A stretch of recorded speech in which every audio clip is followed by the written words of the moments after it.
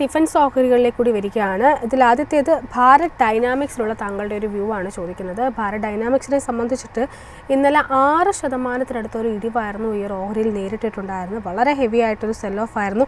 ഒരു ഘട്ടത്തിൽ വെച്ച് കഴിഞ്ഞ് കുറേ സെഷൻസിലായിട്ട് നേടിയ നേട്ടമെല്ലാം തന്നെ ഇന്നലത്തെ ഒരു ഇടിവോടുകൂടി ഈ ഒരു ഓഹരി നഷ്ടപ്പെടുത്തിയിരിക്കുകയാണ്. സോ ഭാരത് ഡൈനാമിക്സിലുള്ള താങ്കളുടെ ഒരു ടേക്ക് എന്താണ്? ഭാരത് ഡൈനാമിക്സിന്റെ കേസിൽ നമുക്ക് ഓഗസ്റ്റ് തുടക്കം മുതൽ തന്നെ ഒരു ബ്രോഡ് കൺസോൾട്ടേഷനാണ് കാണാൻ സാധിക്കുന്നത്.